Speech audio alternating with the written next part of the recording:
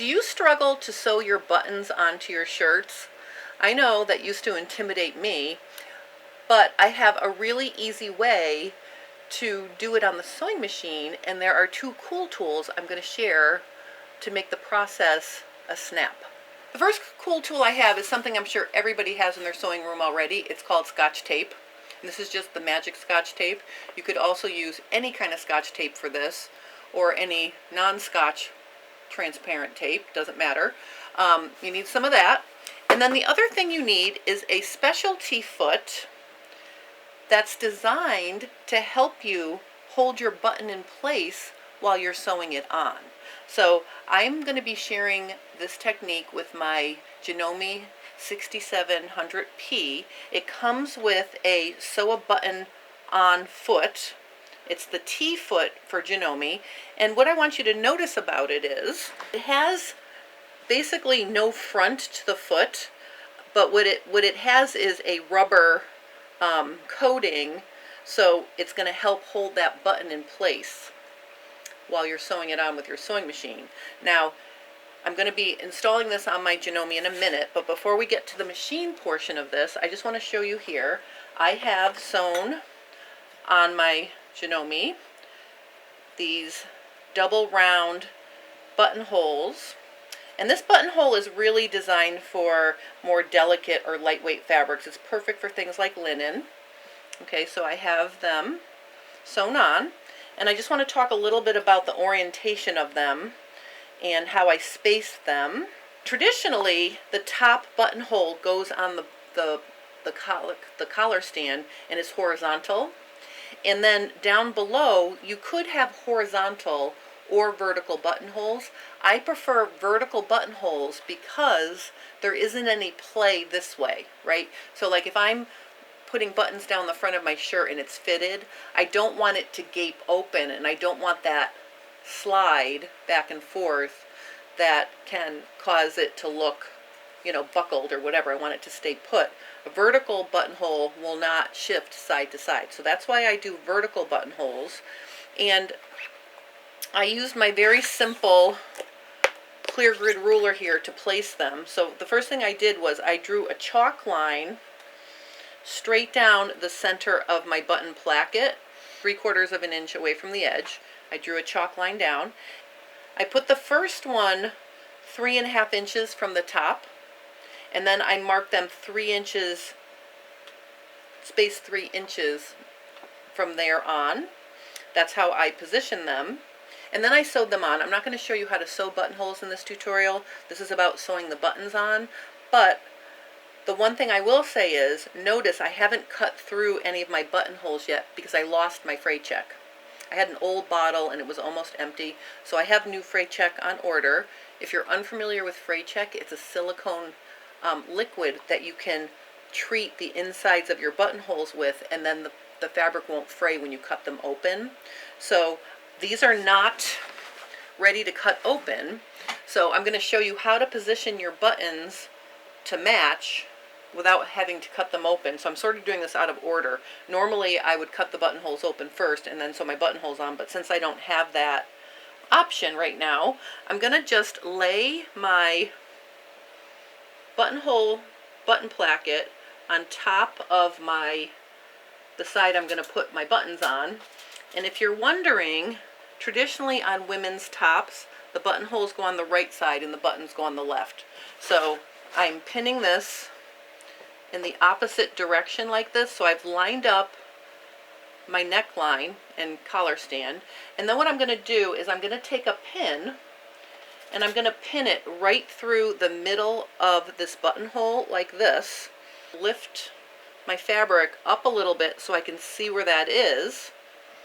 Okay, and that's where I'm going to sew it. So I'm just going to take my friction pen and I'm going to make a little dot right there where the pin is. Okay, so see how I marked it right there? I am just going to go down to the next one, keeping everything nice and neat, making sure it's lining right up. I'm going to mark my next one, and so on and so forth. And I'm basically going to mark all the way down. I'm just going to do 2 for this tutorial. just to show you here. But basically now, you can see here I have a dot where I need these top two buttons to go. And of course I'm going to put one up here as well, but let's just work with these two right here. So how I'm going to prep my button, and one of my challenges with this shirt are these buttons are really small. I shared them on FabFit Friday because I was really thrilled that I found these buttons, and the reason why I picked these little blue buttons is because they looked a lot like the magic pins that I was using to close my shirt before I put buttons on. I was wearing it in videos and people were complimenting me on my beautiful blue buttons, so that's what gave me the idea to find these little blue buttons. So what I'm going to do here is I'm going to take a piece of regular Scotch tape like this, and I'm going to stick the pin on it like this. Okay, I'm going to position the pin right in the center between the two holes. Now if you have 4 holes you can still do this, but just make sure the pin is in the middle of the 2 holes like this. Then I'm going to position my button right on top of my mark, and to give myself an additional guide, because that mark disappears when you try to put the button on top of it, I'm just going to give myself a little chalk X like this. So then when I put the button on like this, and I'm going to orientate all of my buttonholes vertically here, but if having that extra chalk mark helps me, you know, get it right on the spot like this. Now notice here I've got Scotch tape holding it for me so it's not falling off, and I've got this pin between the holes like that. Why do I have the pin between the holes? I have the pin between the holes so it gives it some breath when I sew it on the sewing machine, so it's not jammed up tight against the fabric. And you know, we don't want it sewn on so tightly to the fabric that we can't get it onto the, and you know, get it through the buttonhole. So this is going to give it a little play. Now I'm going to get my sewing machine. All right, I'm in front of my sewing machine, and the way this foot hitches on is it's got 2 places. There's a hook in the back of the shank on my machine right here, and then there's another one here. So the way this goes on is you hitch it up into the back and then you push it up and it snaps on. Yours might be different, so check your instruction manual for instructions on how to attach it to your shank. If you don't have one, I'm putting links in the description below to Amazon to snap-on feet. Just make sure you read the description and make sure that you're ordering the one that fits your make and model. Okay, because some sewing machines don't come with these. You have to, it's an extra purchase. Many machines do come with them though, so check your accessory box before you buy one. Alright, so now that that's on, the next step is I need to go to my sew on a button stitch. Now again, if you don't have a built-in sew on the button stitch, you're going to use your zigzag and you're going to drop your feed dogs so it doesn't move forward. And in my machine, my sew a button, it looks like this. I'm just going to show you here. It's number 32 and it's a picture of a button that looks like it's sewn on. So that's what the sew a button stitch looks like.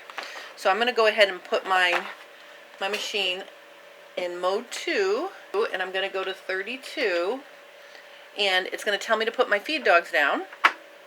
So I put my feed dogs down. Then what I'm going to do is I'm going to get my shirt over here, and I'm going to put the fabric underneath the presser foot so that the needle is going to line up with the holes. Because my holes are vertical, I'm putting my shirt in sideways like this, and the next step is I want to hand walk. So notice how I'm putting it down and then I'm hand walking it over to the other side to make sure that it's going to hit. See how it's hitting the button instead of going into the hole? The first thing I'm going to do is adjust it slightly vertically, and that seemed to work. So I'm going to hand walk it again. See how it's working now? If it doesn't if the needles don't go in both holes, you have to adjust the width of your stitch. So if it's hitting the inside of the hole, make the stitch width a little bit wider. If it's too wide, make it a little bit narrower. Okay, and there's adjustments for it on your screen. And again, check the instructions in your instruction manual for how to do that, because every machine is different. Once you're sure it's going to hit the holes, then all you have to do is press on the gas. And it has a locking feature. So see how it's locking it? And now it's finished. If you were doing a zigzag, I would zigzag back and forth 4 or 5 times and then use your locking stitch if you have one. So then I'm going to press the, the little thread snips here, and let's look and see what we have. Alright, so after you've sewn it on, I'm going to remove the pin first, and then I'm going to peel the tape off. And you can see I've got this nicely sewn button on, and in this case I chose to use a blue thread with my blue button, but I could have, chosen red, right, to match my buttonhole. So it's really up to you. You can use a contrasting or coordinating thread, but the nice thing is, look how nice and neat the knot is on the wrong side. That's one of the benefits of not sewing it by hand, because it's very hard to get the, you have to be really careful when you're sewing it by hand. And my blue thread matches my button placket facing here. This is how it looks on the inside. This is how it looks on the right side. And I just want to show you, see, we have some play now because I didn't jam it up against the fabric. That pin acted like a little shank to kind of give a little extra length to the threads holding the button on. That's how you sew a button on using your sewing machine, and with a little practice you can sew on all your buttons in a couple minutes. It's nice and quick and easy, especially if you use the Scotch tape and the needle to help position it and stick it in place so you're not trying to hold it. And then along with the buttonhole foot, it just makes it so much easier. Alright, so I thought that was a fun little tutorial to show you how to use the sew a button foot on. Remember to check your accessory tray before you buy anything, because you might have it in there already. If you don't, you can check your local dealer, or you can check the links below for generic versions. If you have any questions or comments, please post those below and I will help you. If you're enjoying my content, consider liking and subscribing to my channel because it helps me grow. And I just want to thank everybody for taking a minute to watch, and I hope you have a wonderful rest of your day.